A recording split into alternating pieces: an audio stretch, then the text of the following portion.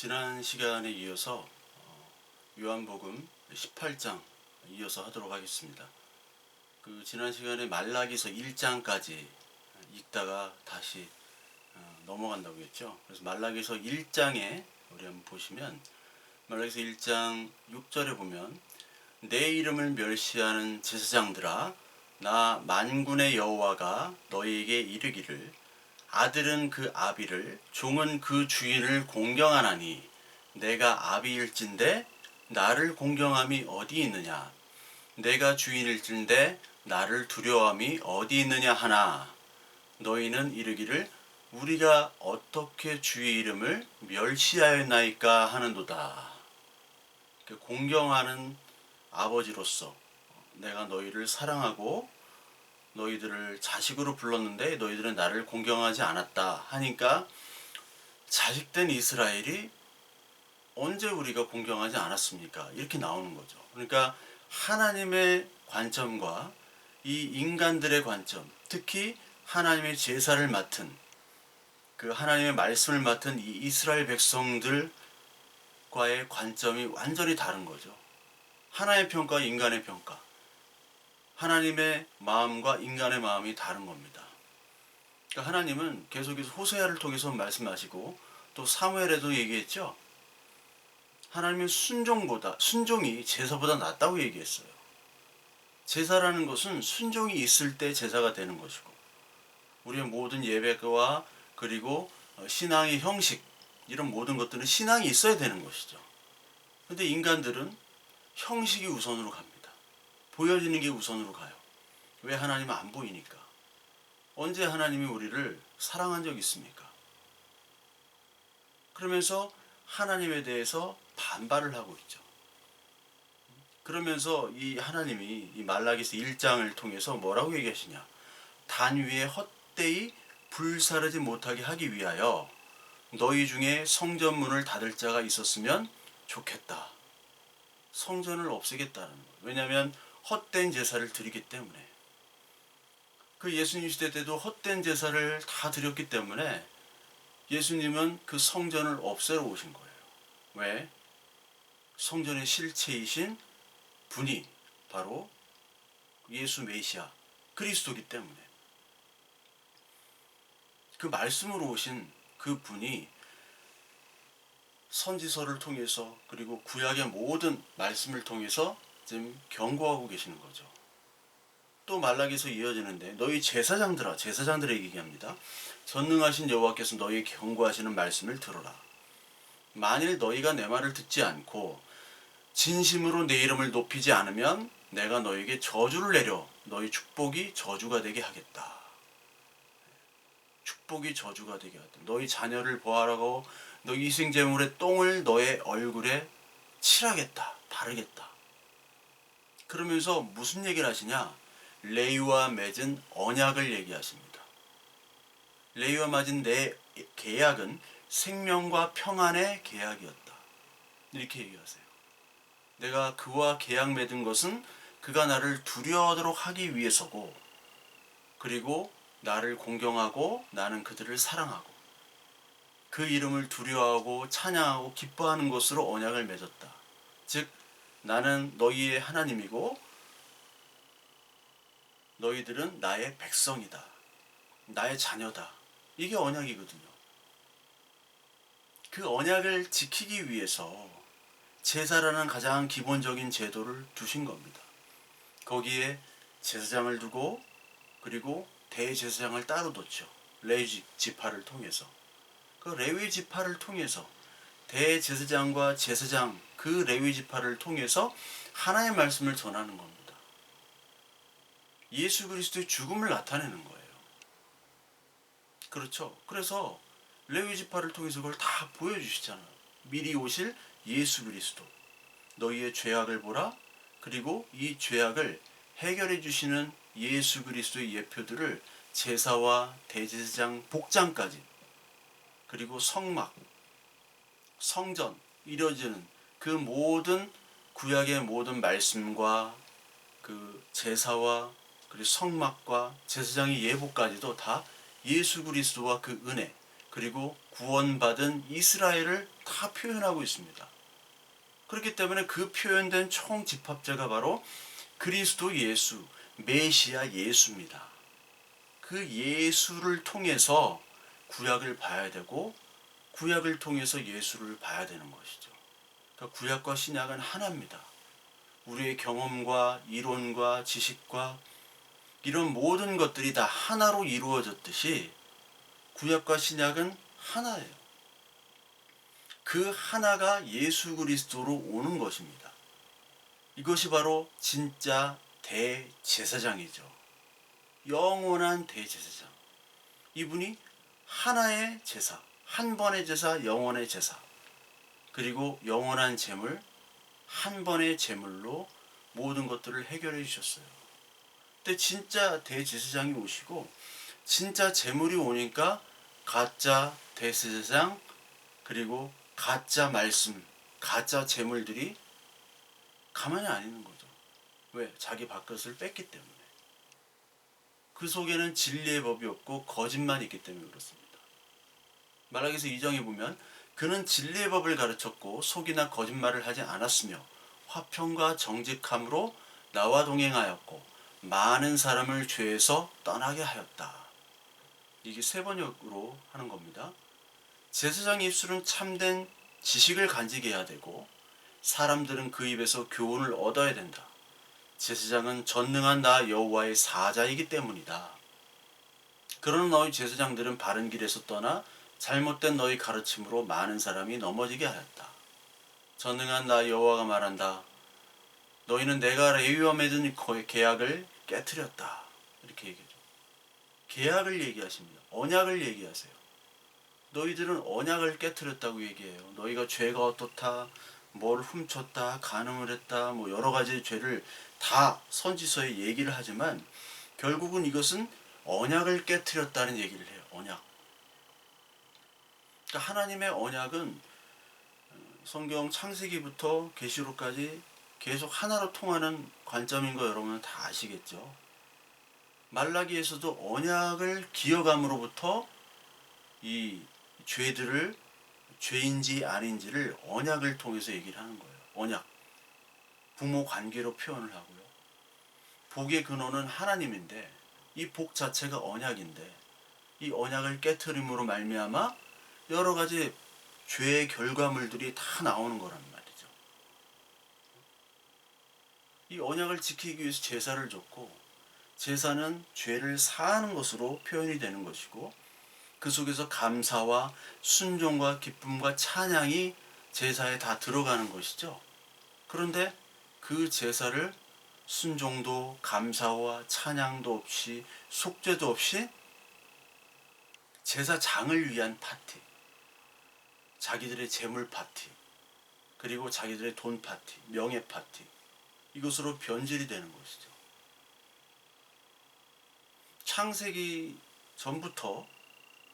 창세기부터 아브라함, 모세 계속해서 하나님께서는 우리를 부르셨습니다.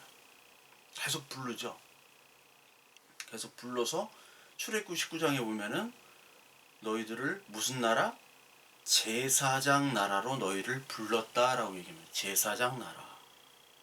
그러니까 오늘 대제사장 가야바 그리고 그의 장인 안나스 이 대제사장이 할 일은 우리 이스라엘 모두가 제사장 나라로 불렀구나라는 것을 나도 인식하고 모든 사람이 인식할 뿐만 아니라 그것들을 선포해야 되는 자리예요. 그러니까 제사장의 가장 중요한 역할은 하나님과 백성들의 소통하는 자리로 이끄는 거죠. 그 소통을 제사로 하는 것이고 제사는 속죄 제물이 바쳐짐으로 말미암아 그 제물을 해결해 주시는 그 속죄를 해결해 주시는 분은 결국 하나님이시고 그리스도 메시아 예수고 그것들을 다 연결해 주는 거예요. 그러면서 하나님의 말씀이 이 땅에 오도록 하나님의 말씀을 전파하는 거죠. 하나님의 마음이 무엇인가? 하나님은 어떤 분인가? 그것들을 계속 얘기하는 거죠. 메신저의 역할을 하는 거예요. 제사장이. 지난주 이제 제사장 제사장 때 그 구약 시대 때는 그 선지자가 없었을 때도 있으니까 물론 선지자와 제사장을 막 따로 떼어놓는 거는 또 성경 전체적으로 볼 때는 제사장이 사실 선지자고 선지자가 제사장이고 그것이 왕이고 그것이 그리스도고 교회고. 그런데 그 역사적인 어떤 관점에서 볼 때는 후대의 선지자들을 많이 세웠잖아요. 제사제도가 이제 다 성전 파괴로 없어지고. 그러니까 그 전까지의 그 제사장의 역할은 말씀을 선포하는 거예요, 사실은. 말씀. 뭐 그 범죄에 대해서 재판하는 거, 뭐 나팔 부는 거, 성전 관리하는 이런 것도 다 중요하지만 그 모든 것들은 사실 하나의 말씀을 전하는 겁니다. 사실 복음을 전하는 거예요. 그게 제사장의 일이에요.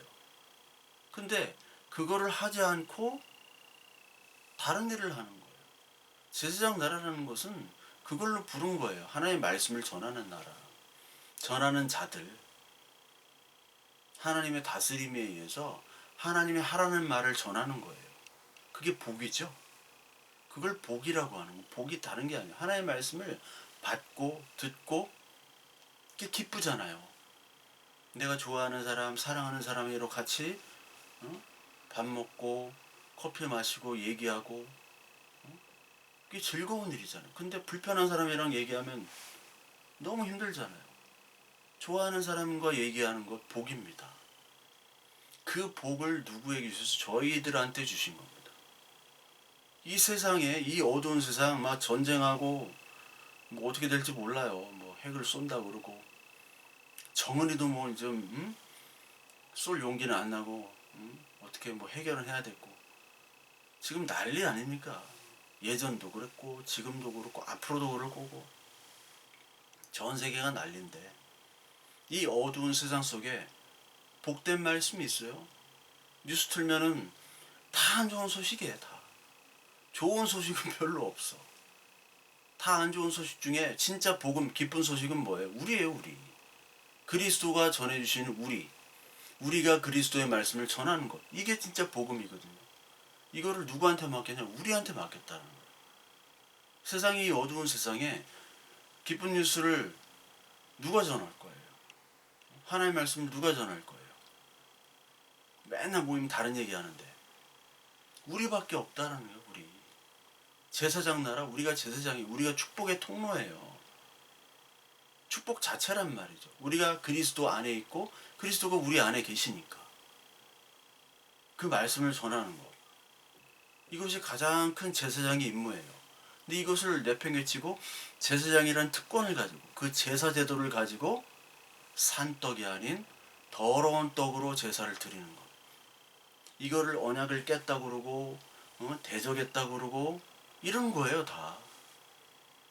산떡을 드리라고 했더니 오다 주었다 해가지고 막 오다가 주운 떡 가지고 더러운 떡 다른 떡을 드리는 거예요.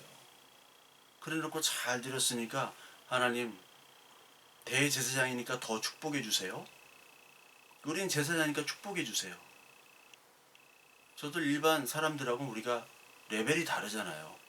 하나님 축복의 그 수준도 아주 크게 우리는 통 크게 한번 주세요. 맨날 이런 기도만 하고 이런 생각을 가지고 있는 사람들이 제사장이었단 말이에요.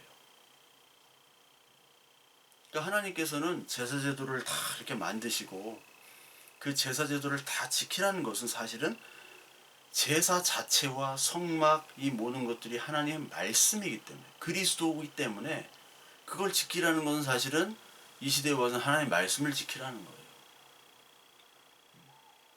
근데 누가 먼저 지키질 않았어요? 제사장 먼저 지키지 않았기 때문에 제사장이 범죄하는데 일반 백성이 범죄를 안 할 이유가 없죠. 그 제사장이 범죄하면 모든 사람이 범죄하고 제사장의 범죄가 국가 전체의 범죄가 되는 거예요. 정의도 사랑도 없는 그런 시대를 아모스와 호세아가 표현했죠. 아모스는 공의에 대해서 얘기했잖아요. 정의, 공의, 물같이 흐르게 하옵소서. 대통령 후보가 이번에 한 후보가 뭐 이거를 얘기를 했어요. 또 정의, 공의가 없는 사람이 얘기하니까 얼마나 또 우스워요. 물같이 흐르게 하옵소서. 하여튼 그런 거 따다가 이렇게 말하는 건 아주 정치인들이 잘해요. 아모스 정의를 얘기했죠. 제사장들이 너무나 타락하고 선지자들도 너무나 타락하고, 그래서 하나님께서는 아모스를 불러요. 아모스를 가지고 정의를 선포하게 하는데, 아모스가 어떤 사람입니까? 목자, 그리고 뽕나무를 치는 사람입니다. 이거 제사장으로서 자격이 없는 사람이에요. 근데 불러다가 북이스라엘로 보내요. 이 사람도 남유다 출신이에요. 북이스라엘로 가서 북이스라엘에 대해서, 그때 여로보암 2세 때거든요. 북이스라엘의 전성기가 여로보암 2세 때입니다. 그러니까 가장 타락한 시대 때, 뭐 북이스라엘은 사실 다 타락하고 다 쿠데타 정권이고, 뭐 제대로 된 왕이 한 명도 없어요. 유다는 한 4-5명 되는데 거기는 한 명도 없어요. 뭐 둘이 비슷하긴 한데, 그래도 유대는 하나님이 의로운 왕들을 세웠거든요. 근데 이스라엘은 아예 없어요. 가장 최전성기, 그 열왕기나 역대하에 보면은, 역대하는 참 남유다만 나오니까, 열왕기에 보면은 여러분 2세 때 어디를 점령하고 가장 큰 영토를 점령해요. 그래봤자 다른 제국들에 비해서는 정말 조만한 나라지만 가장 최전성기였는데, 그때 가장 큰 범죄를 저지른 거예요. 그러니까 여러분, 가장 최전성기가 되게 앞서서, 뭐 풍족하게 앞서서 나라가 발전하고 가정과 교회가 막 풍성해지고, 근데 풍성해질수록 우리 인간의 죄도 더 커집니다. 여러 가지 새로운 행태의 범죄들이 나와요. 과학기술이 발전할 때, 예전에 무슨 보이스피싱이 어디 있었어요? 예전에 보이스피싱, 피싱이 없단 말이에요. 뭐 새로운 형태의 범죄들이 계속 나요. 과학기술의 발전, 편리성에 의해서. 아모스가 가서 전파를 한단 말이에요. 정의를 얘기해요. 특히 거기서 아마샤라는 왕실 직속의 제사장과 대결하죠. 이 제사장이 아모스에게, 야, 너 왜 남의 구역에 와가지고 지금 내 영업방해? 너 선지자 자격도 없는 놈이지. 자격이 없는 놈이 와서 얘기하고, 또 유다 놈이 와가지고 북쪽에서 얘기하고, 왜 영업방해 해가지고 가라고 핍박을 해요. 호세아는 사랑에 대해서 얘기하죠. 창기 고매를 아내로 삼으라. 아니, 어떻게 선지자가 어떻게 창기를 아내로 삼을 수가 있습니까? 호세아가 여호수아, 조슈아, 예수잖아요. 예수는 우리의 창기된 우리가 고멜이죠. 창기 같은 우리를 아내로 삼아서 속죄 제물 그 값들을 다 주고 우리를 구속하서 사신 것이죠. 그 사랑을 표현한 거예요. 하나님은 사랑과 공의가 있으신 아버지 하나님, 그 아버지 하나님, 아빠로 오신 그 하나님인데, 이 하나님을 자녀들이 알아보지 못하는 겁니다. 자녀가 알아봐야 되는데, 이사야서 11장 2절 4절 보면은, 내가 자식을 양육하였거늘 그들이 나를 거역하도다. 소는 그 임자를 알고 나귀는 주인의 구유를 알건만은 이스라엘은 알지 못하고 나의 백성은 깨닫지 못하는도다 하셨도다. 슬프다 범죄한 나라여, 허물진 백성이요, 행악의 종자여, 행위가 부패한 자식이로다. 몰라보는 거예요. 부패한 자식. 페륜 아들이죠. 페륜 아들. 자식이 아버지를 못 알아보고 아버지를 죽이는 게 바로 이스라엘 백성들이었죠. 선지자를 죽이고, 그리고 주인을 죽이고, 주인의 아들을 죽이고, 포도밭 일꾼들. 근데 알고 보니까 그게 사실 우리 아버지네. 어떻게 보면 막장 드라마 같지만 그게 진짜 친아버지였어. 죽이고 보니까. 그리스 신화 같은데 그런 거 나오죠. 죽이고 보니까 아버지야. 예레미야 8장 7절에도 공중의 학은 그 정한 시기를 알고 반구와 제비와 두루미는 그 올 때를 지키거늘 내 백성은 여호와의 규례를 알지 못하는도다 하셨더라. 그 짐승도 다 자기의 법을 다 따라요. 다 따르는데 인간은 페누나란 말이에요. 우리를 위해 죽으신 아버지를 몰라보는 거예요. 요한복음 1장에 자기 땅에 예수 그리스도가 오매 백성이 영접치 아니했다고 그랬죠. 백성이 왜 영접을 하지 않았어요? 빛이 있어도 그들이 어두움이 있기 때문에 알아보지를 못하는 거예요. 이게 빛인지 아닌지를 모르는 거예요. 그 어두움인 줄 자신들이 깨닫지 못하고 이 어두움이 너무 강하니까 빛을 받아도 빛인지를 알지 못해요. 그리고 이 어두움에 너무 익숙하고 어두움이 좋아요. 그 빛이 있는 것 자체가 눈을 뜨지를 못하는 거예요. 불편하고 힘들고. 그러면서 하나님께서 누구만 하나님을 영접한다? 혈통과 육정으로 영접하는 게 아니라 하나님의 뜻에 따라 택정자만이 참 유대인, 진짜 이면적 유대인이 된다. 로마서에. 육체적인 유대인이 아니라, 혈통적인 유대인이 아니라.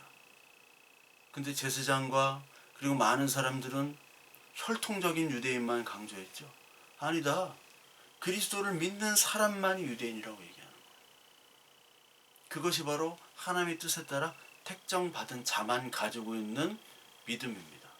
근데 이 어둠이 있다 보니까 그 빛을 알지 못하고 그리고 그 말씀을 들어오지 못하는 그 어둠이 가장 장악하고 있는 그 세계에 익숙해진 사람들은 그 세계에서 우두머리가 되려고 하고, 아니 우두머리는 아니더라도 밥벌이를 하려고 하는 거죠.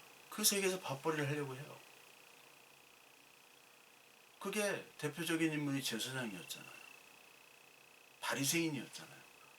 아니 모든 군중들이 다 그랬잖아요. 그러니까 이 흑암과 이 어둠이 죽어야 됩니다. 이 죄가 죽이러 오신 분이 바로 예수 그리스도고, 그리고 제사라는 제도를 통해서 그 죄를 죽이는 것을 보여주는, 그것들을 모두 관장하는 것이 바로 제사장이에요. 제사장이 또 말씀을 전하는 것이고.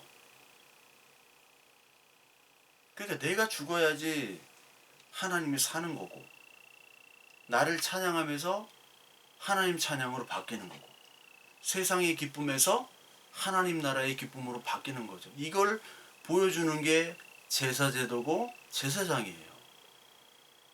그러니까 이게 해도 안 되니까 뭐 예정하셨지만 예수가 직접 와서 이걸 보여주는 거죠.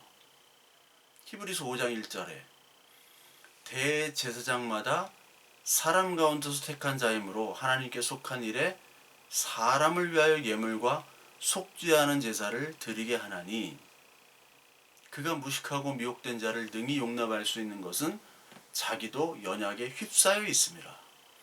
그러므로 백성을 위하여 속죄제를 드림과 같이 또한 자신을 위하여 드리는 것이 마땅하니라.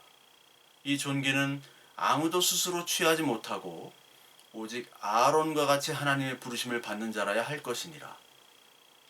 또한 이와 같이 그리스도께서 대제사장 되심도 스스로 영광을 취하심이 아니요 오직 말씀하신 이가 그에게 이르시되 너는 내 아들이니 내가 오늘날 너를 낳았도다 하셨고, 또한 이같이 다른 데서 말씀하시되 내가 영원히 멜기세덱의 반차를 따르는 제사장이라 하셨으니, 그는 육체에 계실 때 자기를 죽음에서 능히 구원하실 이에게 심한 통곡과 눈물과 간구와 손을 올렸고 그의 경건하심으로 말미암아 들이심을 얻었도다.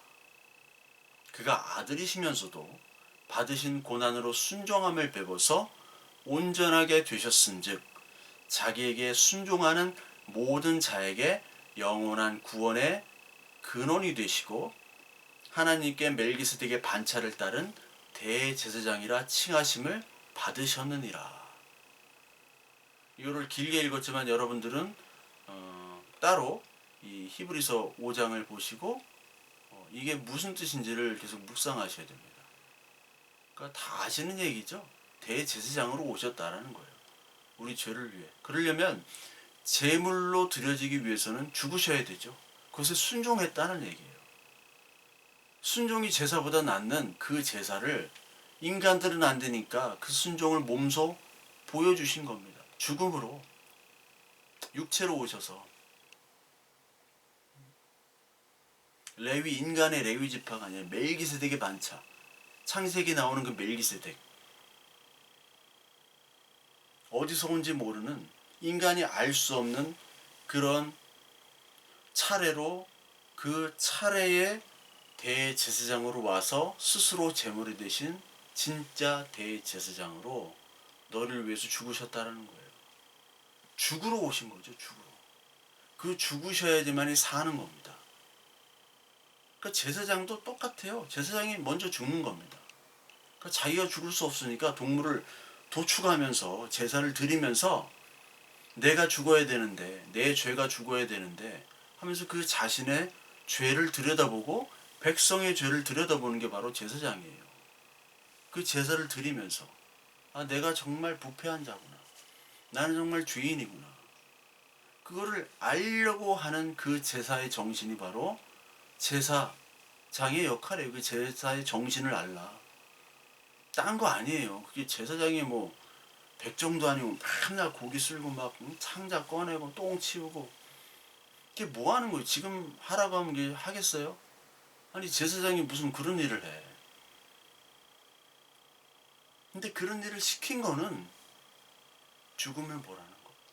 죽어야 부활이 나오고 죽어야 죄가 사라지니까 그때 복이 나오고 말씀이 나오고 메시지가 나오는 거예요. 그러니까 그것을 보고 제사장이 하나의 메시지를 전할 수 있는 겁니다.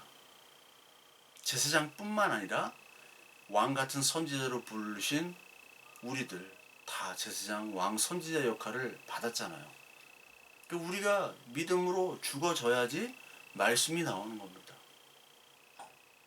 설교자가 죽어야지 말씀이 나오지 설교자가 막 계속 살아있는데 메시지가 나옵니까? 이상한 메시지가 나오죠. 산 떡이 아니라 죽은 떡이 나오는 거예요. 그러니까 막 죽은 떡을 먹겠다고 사람들이 다 받아 먹겠다고 막 일요일날 그런 게 나오는 거 보면은 신기하죠. 산떡을 먹어야 되는데 제사장이 먼저 죽어야지 말씀이 선포가 되는 거예요. 교회가 먼저 죽어야지 교회에서 말씀이 선포가 되는 겁니다.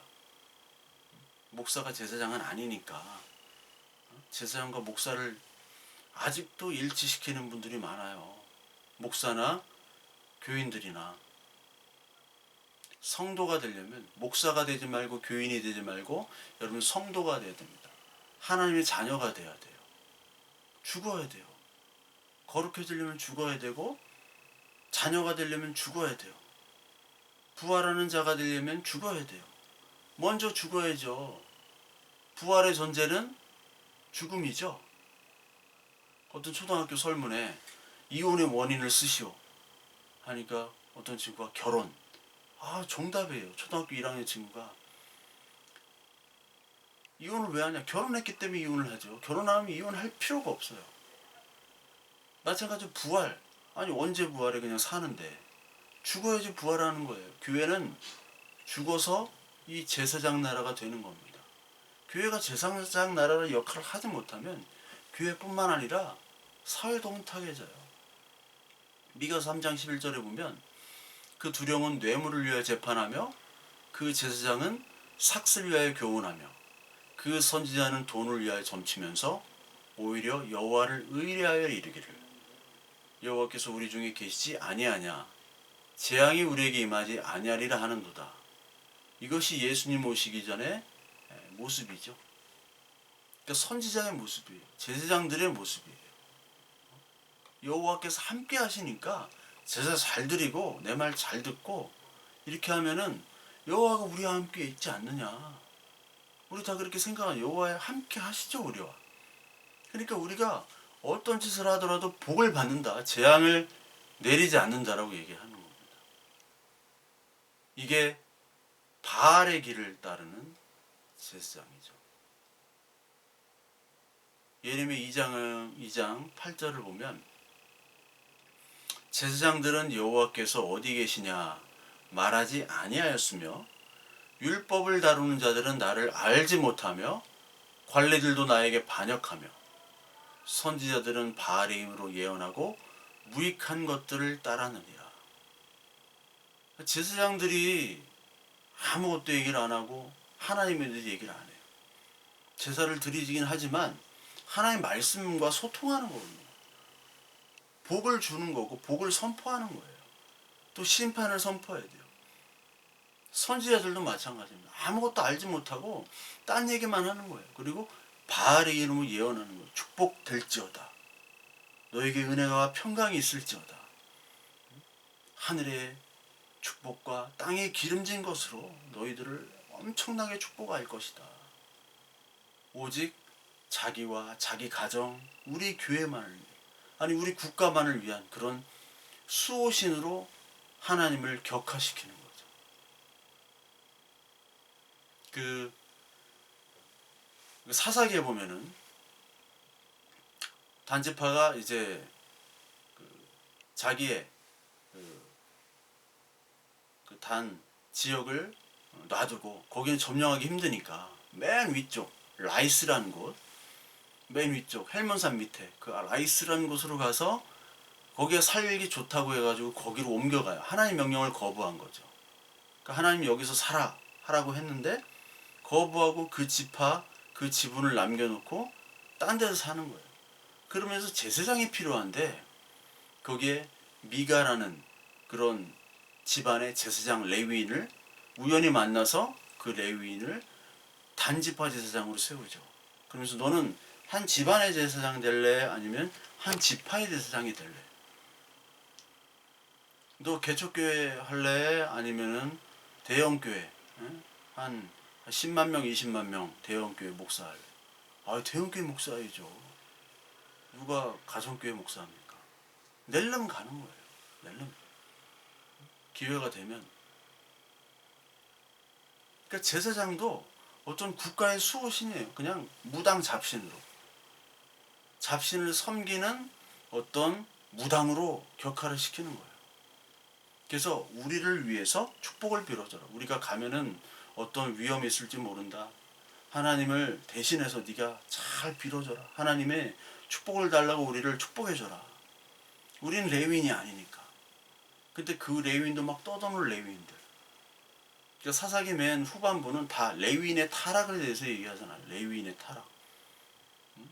레위인이 막 돌아다니다 어떤 여자가 막 아내를 만나는데 아내가 막 12도 막 쳐가지고 이렇게 각 지파로 보내지고 그런 사건들 다 보잖아요. 사사기에서. 레위인이 말씀을 전하지 않고 딴짓거리를 하는 모습들이 사사기에 나와요. 사사기부터 계속 나오는 거예요. 아니 그 전부터 나오는 거죠.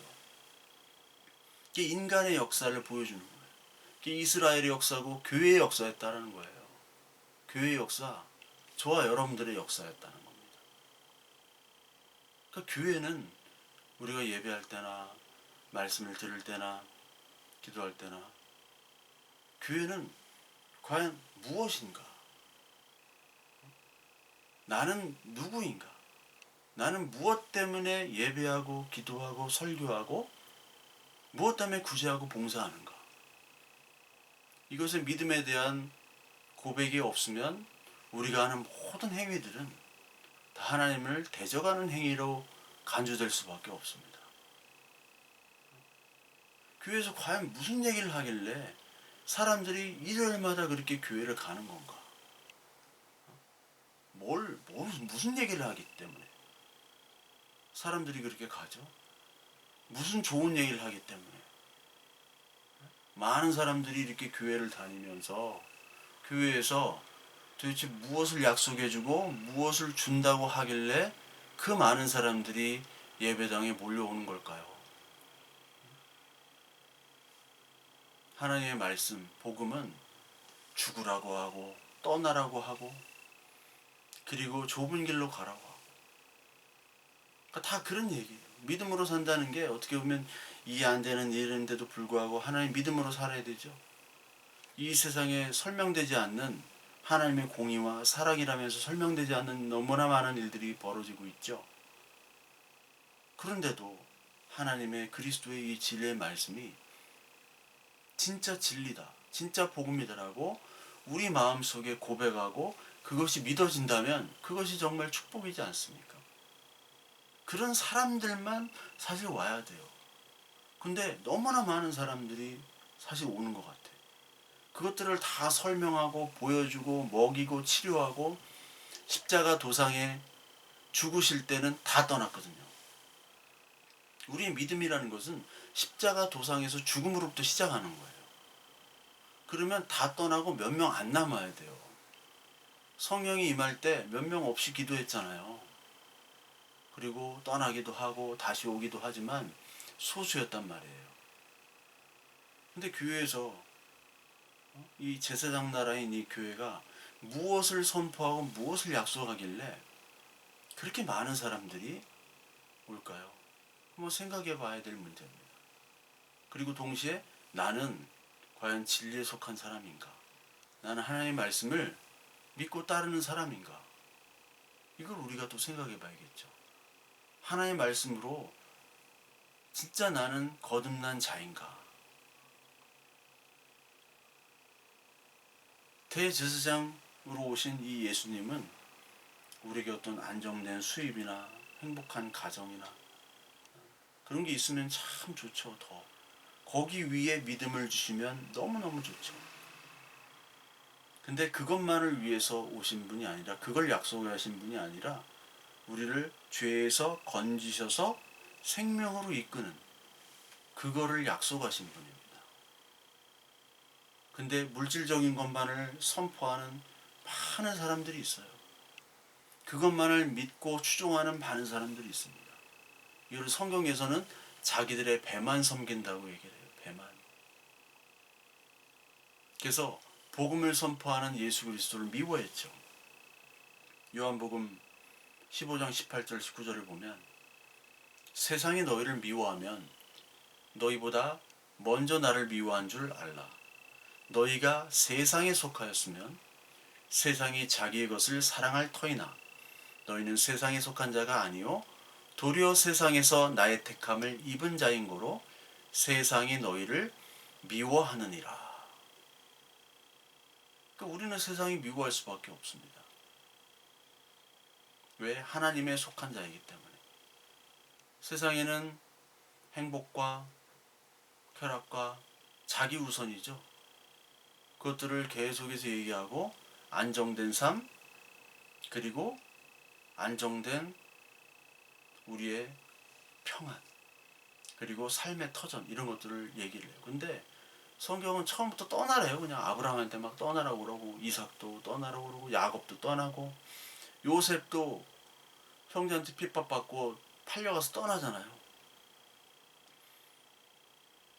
다 떠나죠. 출애굽, 애굽을 떠나는 거예요. 가나안 정착인데 디아스포라로 다 떠나죠. 계속 떠나고 핍박받고 쳐들어오고 전쟁에서 죽고 맨날 이런 역사예요. 하여튼 떠나는 역사예요. 항상 떠나는 역사. 우리 성막을 할 때 제사장 그 레위 그룹들이 먼저 성막 기구들을 챙겨서 떠날 준비를 하는 겁니다. 그냥 하나님 명령하면 그냥 떠나는 거예요. 오늘 여기 텐트 치고 자려고 했는데 야 바로 떠나면 떠나는 거고. 아 너무 지겨운데 여기서 한 달 넘게 살았는데. 근데 하나님이 그냥 계속 있으라고 하는 거예요. 우리의 뜻이 아닙니다. 그렇기 때문에 제사장 나라로 부름받은 교회는 항상 떠날 준비를 해야 돼요. 항상 떠날 준비. 이 세상을 떠날 준비, 물질을 떠날 준비, 사람 떠날 준비, 우리의 인기와 평안과 그 모든 안락한 것들을 떠날 준비가 늘 되어 있어야 돼요. 그것이 죽음이고 그 죽음이 있어야지만이 진짜 하나님의 기쁜 그 하나님의 나라, 그 소망을 보게 될 수밖에 없는 것이죠. 근데 안 떠나. 이 땅에 막 붙잡고 있기 때문에 막 방에 막 용접을 해놔. 막 못 떠나게 가구들 다 용접해놓고 막 못을 박아버리고 떠날 수 없다. 다 떠나야 되는 거예요. 떠나는 거 연습하는 것을 보여주는 게 바로 제사장이고, 그리고 교회입니다. 그 목사가 먼저 교회라면 떠날 준비 연습을 하는 거죠. 부목사 때는 뭐 여기저기 다 돌아다니니까 저 떠나는데 지쳤어 부목사들이. 그러니까 이제 담임 목사 되려고 담임 목사 돼서 안정된 삶을 좀 20년간 이상 해서 원로 목사도 되고 안정된 연금을 받으려고 하는 게 사실 목사로서의 뭐 다 인간이니까 할 수 없죠. 그래요. 제가 아는 후배도 이제 담임 목사를 해야겠다고. 네, 뭐 어떻게 했으면 좋겠냐. 그 내가 뭐 개척교회 목사 하다가 그만둔 사람한테 뭘 물어보냐. 나도 모르겠다 했는데 하나만 얘기를 하려고 그래. 그동안 기능인으로 살았던 그 모습, 직장인으로 살았던 그 모습들의 물들이 다 빠져야 됩니다. 그냥 직원하고 원서 넣고 거기 스펙 맞추고 다 그렇게 하는 거거든요. 근데 제사장 나라로 불렀는데 제사장 나라는 것이 하나님의 것이고 하나님의 말씀을 선포하는 거고 하나님의 마음을 소통해야 되는데 과연 나나 너나 그걸 하고 있는가? 근데 그 많은 사람들에게 계속해서 얘기를 하려면 사실 이게 위선적인 모습일 수밖에 없고 특히 이 조직교회에서 어떤 직장, 어떤 기능인으로 살았던 사람에게 다시 그 기능인의 모습으로 그 교회에 간다면 얼마나 이게 불행하겠어요. 가서도 문제예요. 어떤 목사가 되면요. 어떤 큰 교회, 유명한 목사가 된 어떤 분이 있는데 그분은 또 자기가 그분 설교는 무슨 얘기를 하는지를 몰라. 근데 어떻게 교회가 막 엄청 커졌어요. 대전에서. 지금 은퇴를 하셨는데 엄청 커졌는데 자기가 뭐 학교도 신학교도 군소신학 나오고 근데 어떻게 그렇게 큰 교회가 됐냐. 근데 나중에는 이게 군소신학교고 뭐 그렇게 배움도 짧고 그런 거에 무시를 당했는지 뭐 공부한다고 또 난리야. 이게 되게 어리석은 거군요. 바보들이 하는 짓이거든요. 아니 왜 늙어서 왜 공부를 하려고 그래요. 뭐 학위를 딴다고 하고 공부는 평생 해야 되지만 그것들을 자꾸 보여주려고 하는 거예요. 뭐 학위를 따고 뭐 공부를 더 하고 그게 필요치가 않거든요. 그 공부해서 뭐예요? 막 성경을 막 암송해서 사람들한테 예배 시간에 막 들려주고 영어 암송해가지고 발음이 아주 그냥 끝내줘요. 뭐 어디 나라 발음인지는 모르겠어. 어느 나라 발음인지 모르겠는데 뭐 일본 발음이 많이 섞였는데 그걸 왜 하고 있어요? 바보들이 하는 짓이죠. 바보들이. 어떤 목사는 아니 그냥 뭐 양복을 입거나 이렇게 하면 설교를 하면 되는데 박사 가운을 입고 와서 하는 그것도 가짜 박사 설교하는 그런 목사도 있어요. 미친 목사지. 이게 말이 되면 박사로 불리기를 원해요. 목사님 하면 싫어하고 박사님, 당회장님 이런 거 좋아요. 미친 거죠. 정신 나가는 거죠.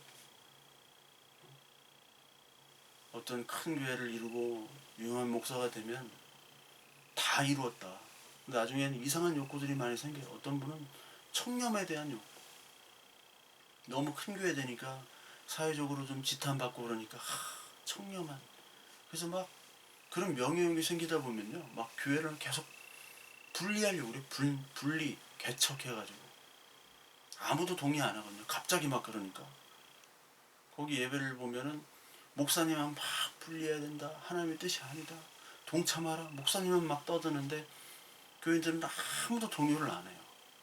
아니 이렇게 큰 교회가 되고 이렇게 하는데 내가 큰 교회 다니려고 하는데 왜 갑자기 그러냐고 가만히 있다가 그 맞는 말이에요. 왜 가만히 있다가 부임할 때 먼저 해야죠. 부임할 때 그런 생각을 가지고 계속 분리해 나가고 한 2, 300명만 돼도 내 그릇에 넘친다 해가지고 분리했으면 그런 얘기가 없을 텐데 다 이루었으니까 이제는 청렴함, 이제는 작은 교회 이거를 통해서 많은 복음이 없는 곳에 흩어지게 복음이 없는 게 흩어지는 게 아니에요. 그냥 교회만 잘라 나누는 거예요. 잘려 나누면요 그 교회인들이 그 주변에 또 큰 교회로 흩어집니다. 아주 되게 웃긴 현상이에요. 거기를 안 가. 부목사님들 이렇게 해가지고 뭐 200~300명씩 뭐 이렇게 보내놓으면은 한 1, 2년 있으면 다 빠져나가서 딴 교회 다녀. 원래 그 교회를 못 오니까. 자기가 먼저 죽어야 돼요. 그럴 필요가 없어요. 자기가 먼저 일단 죽고 시작을 해야 돼요. 우리가 아무리 뭐 하나님 섬긴다, 예배를 한다, 구제한다, 선교한다, 그 안에 믿음이 없으면 다 헛거죠. 그 안에 하나님의 사랑과 하나님의 관계가 없으면 다 헛겁니다. 뭐 아무리 설교를 잘한다고, 설교는 늘 말했듯이 말주변 있고 이 성경적인 지식이 있으면요, 설교를 엄청나게 감동적이 할 수 있어요. 겸손과 온유와 그 어떤 성령의 감동, 경험, 막 그런 것도 다 꾸며서 얘기할 수도 있고 엄청나게 감동적으로 할 수가 있습니다. 말주변은 좀 타고나는 것도 있거든요. 말주변. 이렇게 막 연습해가지고 이렇게 되는 게 사실 아니에요. 그 어떤 사람은 이렇게 뭐 열심히 성경 공부를 하고 설교 준비를 해도 이게 안 되는 분들이 있어요. 아는 건 많은데 안 되는 분들이 있는 반면에 조금만 하도 그거를 막 부풀려가지고 막 멋있게 이렇게 하는 분들이 있어요. 근데 그 말주변은 하나님 앞에서는 통하죠. 아니, 사랑 앞에는 통하죠. 근데 하나님 앞에서는 그 말이 진짜인지 아닌지를 알 수가 있잖아요. 그러니까 목사들도 너무 막 잘하려고. 이것도 안 좋은 거예요. 이게 나쁜 겁니다, 이것도. 내 안에 믿음이 있는가? 내가 진짜 제사장으로 부름받고 내가 하나님의 자녀로서 부름받은 자인가? 이거를 먼저 살펴보는 것이 우리의 모습이죠. 나의 죄, 나의 죽음, 흑암 속에서 구해주신 하나님의 은혜와 사랑과 기쁨, 그 복음, 그 말씀이 있는가? 그거로부터 모든 것들이 시작이 돼야 돼요. 그렇다 보면 오늘 말씀을 보면 이 대제사장의 모습을 보면서 진짜 하나님의 모습, 하나님 대제사장의 모습을 보게 되는 거고, 그러면서 안나스와 가야바 같은 모습을 우리의 생활 속에서 또 보는 거예요. 내가 진짜 안나스고 내가 가야바 같은 인간이구나. 그럼에도 불구하고 하나님이 죄를 덮으시고 나를 하나님의 자녀로 삼아주셨구나. 우리에 보면은 안나스와 가야바 같은 모습 얼마나 많습니까? 조그만 이익과 조그마한 문제에도 자존심 상한다는 이유로 화내고 남의 상처 주고 그것 때문에 막 화를 내고, 우리의 모습 속에 얼마나 많은 그런 이기적이고 탐심과 죄악과 너무나 많잖아요. 그럼에도 불구하고 하나님의 자녀로 우리를 불려주셨다는 것. 내가 가짜 제사장인데 진짜 제사장이 오셔서 이 가짜는 가짜로서의 죄를 묻지 않고 내가 다 책임지겠습니다 라고 하시면서 자기 죽음의 자리로 가시잖아요. 자기가 대제사장이면서 제물로 가시는 거예요. 나는 지금까지 제사장으로 부름받았음에도 불구하고 내가 세상에서 왕노릇하려고 하고 내 검을 막 휘두르려고 하고 그리스도의 생명을 받았다고 하면서도 다른 사람의 생명을 죽이려고 하는 그런 모습들이었는데, 진짜 대제사장, 진짜 왕, 진짜 선지자 이 예수 그리스도를 통해서 우리가 구원받았구나. 이분만을 찬양해야 하고 이분 때문에 내가 죽어야 되고 이분 때문에 내가 살고 있구나. 그런 고백들이 우리 삶 속에서 넘쳐날 수밖에 없게 되겠죠. 하나님께서는 우리를 그런 제사장 나라, 제사장, 왕, 선지자로 부름받았습니다. 제사장의 역할, 하나의 마음을 우리에게 주시고 그리고 그 마음을 세상에게 복음으로 선포하는, 복을 주고 하나님의 말씀을 전해주는 그런 귀중한 제사장, 그리고 복음의 통로로 우리를 삼아주신 것을 우리가 오늘도 명심하며 다시 한번 제사장으로 부름받으신 우리 교회, 그리고 나를 말씀 앞에서 묵상하시는 저와 여러분들 되시길 바랍니다.